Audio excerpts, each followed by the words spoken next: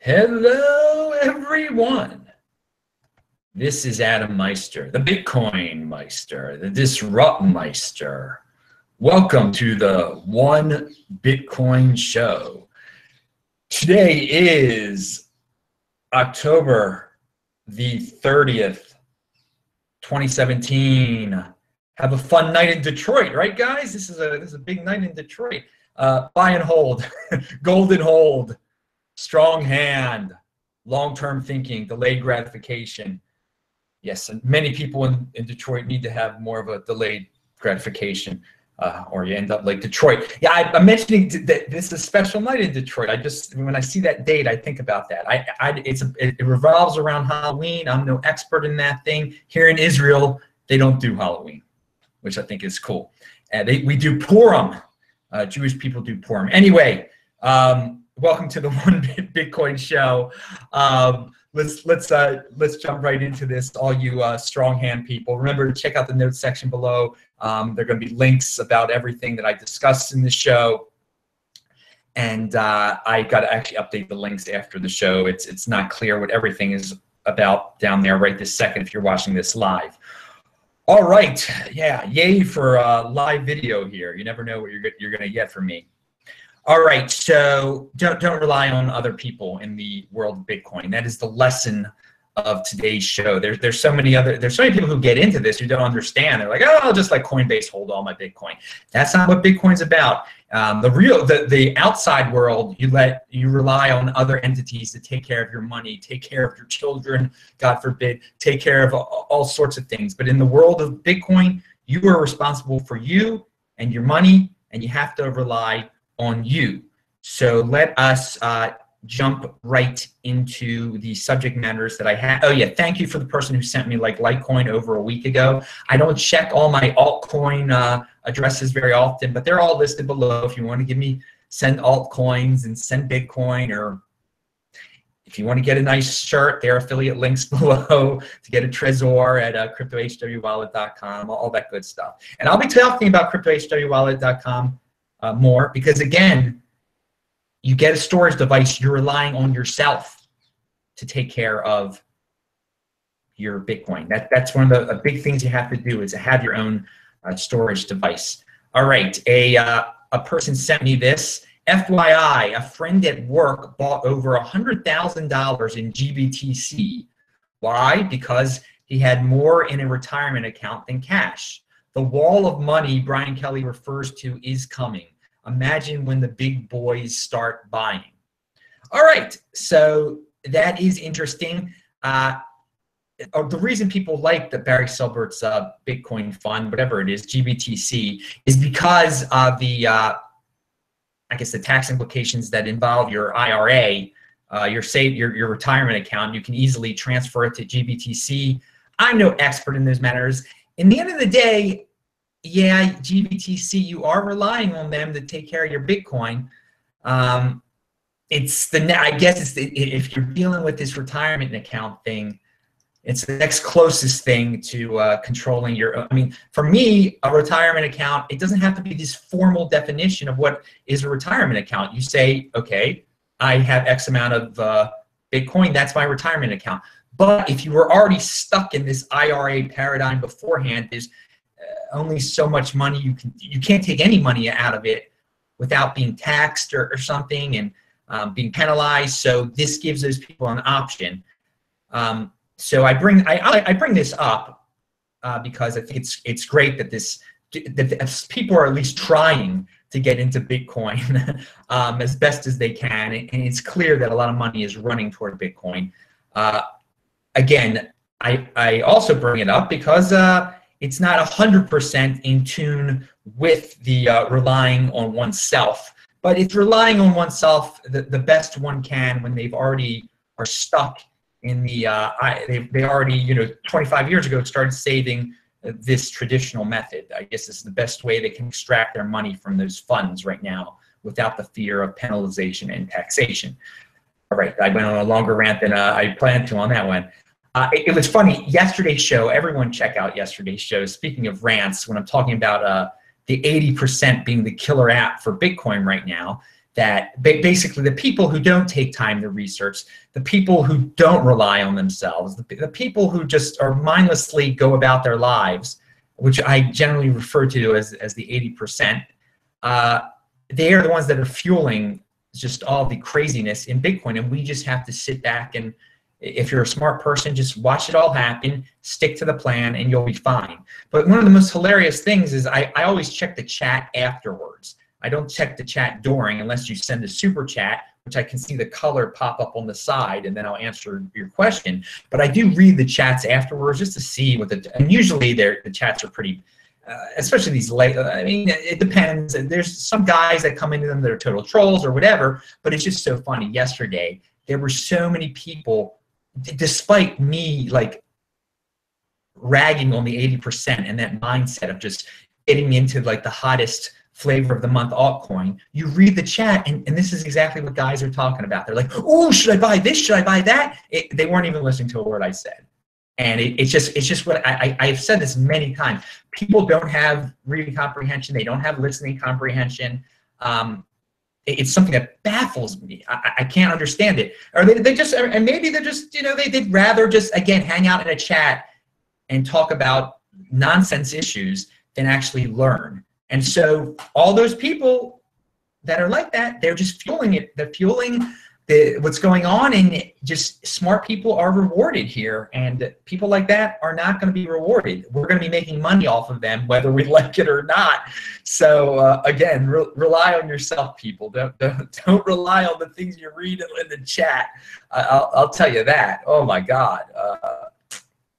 Yeah. So yeah, something else I said, Bitcoin is a place where learning pays off. And if you don't take time to learn, then it's your fault. I mean, don't blame others. You got to rely on yourself here. Again, this is a world where you can't rely on others. Rely on yourself. And so this theme of today, I was actually supposed to come mention yesterday, but I skipped over. So I'm expanding upon it on today. And cryptocurrency, yeah, it allows foolish people to be fools. And there's no hand-holding, and there's no government backstop. So if you're a fool, you might not want to come here, because no one's going to stop you from being a fool here, and you're going to get hurt. All right, there is a tweet out there. Speaking of relying on oneself, now I don't know, you know, people are frustrated with the, you know, how do I split this coin off from Bitcoin? Why isn't it more clear? You know, B Gold, B Cash, 2X. There is a Twitter feed at Chain Splits. I linked to it below. Chain Split is the site. It's chainsplit.it. Again, it's linked here below. And they say they're a non-custodial service to help people split their coins when blockchains fork. Now, they're basically implying they're not going to hold your Bitcoin, but they're going to split your Bitcoin, or they're going to help you. Wait and see. This sounds very interesting. Obviously, it is a third party, and you would be relying on them to be honest. So you've got to rely on yourself to properly research this, to see if people actually use it, to see if they actually start the site. I learned about this because some pretty reliable people retweeted it. But again, I'm not saying jump into this. I'm saying do your own research, rely on yourself, because they, at the end of the day, they are a third party. But if they don't hold your Bitcoin, and they don't control your private key, and they somehow split your Bitcoin into your crypto dividends, then okay, this is an interesting concept. So I bring that up because it kind of goes with the theme. Tom Kopfsteiner, who is a guy who posts a lot in the comments section, he posted the one comment of the day that I wanted to share. You know what is better than a Bitcoin? You know what is better than one Bitcoin?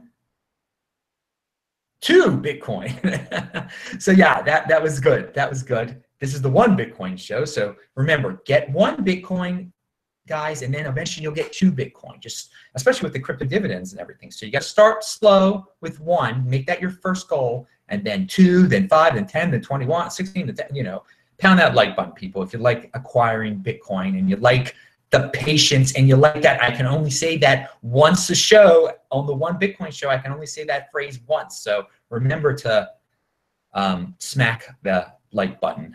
See, I was able to say it twice without, well, it gave out the same sentiment at least without saying it twice. All right. Let's see. Going to, okay, yeah. So here's a tweet by Tor de Meester. I'd say this is the tweet of the day. I suspect that 60% or more of Bitcoins are stored in private standalone applications, Armory, paper wallets, hardware wallets, etc. Okay. So that's, I mean, that would be great if 60% of the Bitcoin is being just held. And that means like the people with the 20% mindset control Bitcoin, control a lot of Bitcoin, which is awesome, which means we don't have to worry about 2x, which is what I've been saying over and over again, because there is a silent minority, a silent smart minority out there that realizes that you got to rely on yourself and you hold your own Bitcoin. And so he says 60% of the Bitcoin out there is controlled in that method. So, hey, we'll see. I mean, I don't know if we'll ever know if that's really true or not. I think that's awesome. Golden hold, baby, if it is true. It's just, it shows what I'm preaching here is definitely there are people with a lot of Bitcoin that agree with me. All right, and are no doubt members of the 20%, the elite. That's the true elite guy. Well, there's different ways of describing elite, but you've definitely got an elite mindset if you understand the importance of holding it and relying on yourself. Don't rely on others. All right, here's a nice email that goes with the theme. I just received this email minutes ago. This is just a couple sentences from it.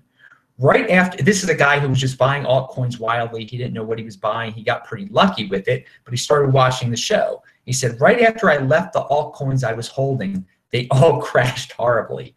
I took your advice and researched what I had been investing in, which, as it turns out, was nothing but a white paper and a series of scams. I sincerely thank you for the knowledge you put out in the airwaves every single day. If people listen to you, they stand to gain much as I did.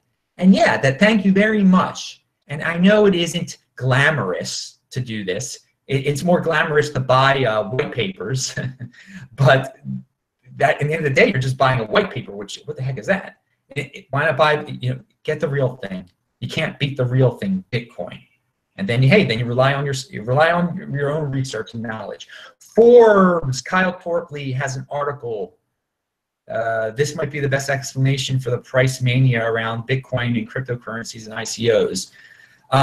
It's an interesting article. The one quote that I looked from the article, now you almost have this inverted mindset where you tell yourself, all right, I have to look for things I don't understand. And the more confusing it is, the better investment it probably is, said Ludwin. It's a very perverse mentality, obviously. Yeah. And thank you, Russell, in the comment section for telling me about this article. Or maybe I might have, I don't know if Russell, well, anyway, I knew about the article. Russell told me about it. He mentioned the article. And that is a perverse mindset. And that is something that you have to avoid. There's so many people out there who get into this.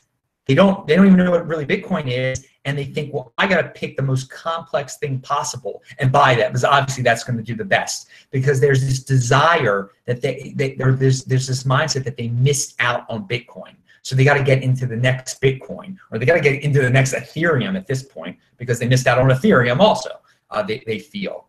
And it's a real bad idea to buy these ICOs that you don't understand anything about, because most likely they're just white papers anyway. But I thought that quote really explains some of the insanity that's going on out there. So again, you guys, people, rely on yourself. Don't rely on this hunch that, like, oh yeah, because I don't understand it, it must be a great thing to buy. Unbelievable. We're in that world right now. Oh, here's a pretty random, Adam's one random link of the day. The Ethereum Vega people are putting out more stuff on Bitcoin Talk. I linked to that. Again, don't be very careful, but I just want to give a little update with that. Again, I mean, yeah. Do not give up any private keys to those dudes or anything. But anyway, keep on researching it, keep on learning, see how this Ethereum fork is progressing, how legitimate it is. I'm going to keep reporting about it here also. So And again, check out my video from yesterday where I talk about how Bitcoin people, the Bitcoin world is for the smart. I love it. I love it in this world. We're going to talk about that in a sec. A Zero Hedge article. U.S. consumer spending surges the most in 8 years. Savings rate plunges. Saving rate crashes to 10-year lows as spending surges most since cash for clunkers. Okay, people. Dude, in the old regular world, less and less savings is going on. That's a sign that you should be saving on this side of things, okay? And to be a saver, that's the ultimate relying on oneself, because you're not giving it away, you're keeping it for yourself, and you're keeping track of it on your Trezor, of course, or other storage device. So what's going on in the regular world, quote unquote, is the opposite of relying on oneself. People are just spending like crazy and they don't care about savings anymore. They're going to be in for a world of hurt. Of course, the government's going to bail them out anyway, so maybe they won't hurt that much. Maybe they won't be in the world for hurt. The point is if you don't go with that and you come to this world, you're going to be in a world of awesomeness and reward because you did the right thing. Over in that world, the spenders, yeah, they get bailed out. So if you do the wrong thing, yeah, you'll be all right. You'll be with the mindless masses. You'll have your big TV and your NFL, and you'll be happy. And you'll get fat and diabetes and die early and pay high insurance or whatever. I don't know. I'm not in that world anymore, so who cares? All right. So and speaking of Vortech, on the Vortex show, he had an excellent rant. And he does his show on Sunday on the World Crypto Network at noon Pacific time. That's noon in California and Seattle and all those places. And I like the West Coast, man. But I am, just a reminder, I'm from Baltimore, Maryland originally, baby, and that's where I go back to. There's my people there. But I do. The West Coast is so much safer and cleaner than Baltimore. It's unbelievable. Oh God. But so anyway, on the Vortex show, he had Francis and some other guys on, and I think it was Francis who just talked about how just being in this growing community and being a person who's known in this in the Bitcoin community, it's so fun. It's so awesome. And he doesn't know why anyone would want to leave, and he doesn't know anyone who's done poorly in this community, who at least is a very proactive member of the community at least. And I agree. I mean, it was such a positive message that Francis mentioned. And again, if you just watch, it's toward the end of the show, but and the show was good. And there's a Vortex rant in it too, if you like that kind of thing. But I like talking about positive things. The one positive thing of it, I talk about a lot of positive things in the One Bitcoin Show, but this doesn't really have to exactly do with the theme of the show that was, relying on oneself. Well, maybe it does. You can twist anything around to deal with this pretty large theme. But yeah, it's great to be in this space, and I have loved it. I mean, it seems like every day it becomes more and more rewarding and happier and fun and adventurous. You never know. I mean, and it's busy and it can be a pain. I get a lot of emails from people. I don't have time for all the emails anymore. So yeah, use my consulting services. That's going to get you to the front of the line. Email me at adam@trezorhelp.com. That doesn't sound right. I mean, people are going to be like, I have to pay to talk to you. Yeah. I make these shows every day with a lot of free information. They take up a lot of time, so you don't have to pay to talk to me. You can watch the hundreds of shows that I've done and learn. But if you need an instant answer, yeah, you're gonna have to. You can email to adam@trezorhelp.com. We can set up a really small consultation service, but it's become I'm inundated with emails, people. It's unbelievable, and it's a great honor. I mean, it's a great honor, but things are gonna get a little stricter with the freebies. But again, you get all this for free. I mean, and there's. All right, so and if you have any news, you can email me that also. That's great. Crypto dividend news, anything, because there are more forks that are going to happen down the road, I'm sure. Friendly forks, hopefully. So I love crypto dividends. So here's another tweet. B Gold had a tweet out there that I thought it was interesting, and I linked to it below. It says this is why B Gold has surged as a community-led project, and basically 81% of the mining is in China, they're reminding us. And so they say 1 CPU, 1 vote. So, okay, they're trying to decentralize mining. That is what BGold is about. People sometimes ask, well, what makes BGold different from Bitcoin? They're trying to be a Bitcoin that decentralizes mining. So if you're interested in that, research BGold. But if you're really interested in it, you're going to get free BGold for holding your Bitcoin. That's what I like. Hey, but I mean, people have questions about it, so click on that link. And again, they keep on updating their site if you're really interested in that. If you're interested in mining, and again, I am no expert in mining, so I guess I bring that tweet up for the miners. But hey, man, you got to rely on yourself. Don't rely on Adam Meister for the mining information. And if you're going to be a miner, be a real miner. Don't be a cloud miner, because if you're a cloud miner, you're not a real miner. You're relying on some scam company to take your Bitcoin. You're doing something with your Bitcoin instead of just holding your Bitcoin. All right. There's a story going on around from Wired.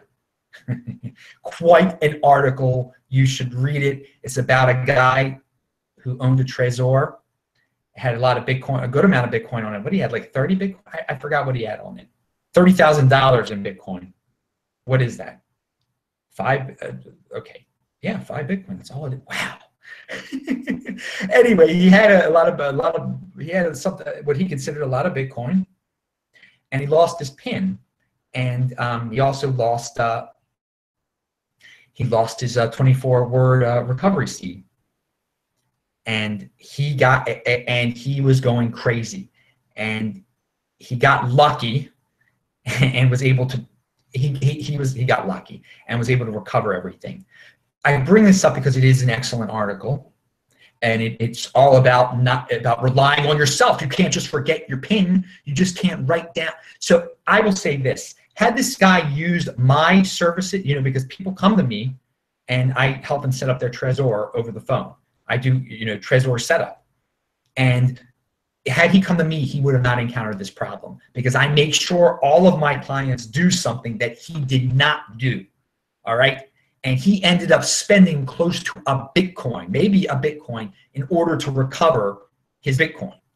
Okay. And I'm a lot cheaper than that. Okay. So it's worth it to do it in advance, to make sure you've done this right in advance, so you do not get into this man's predicament. And you can read what happened. And this is a smart man too.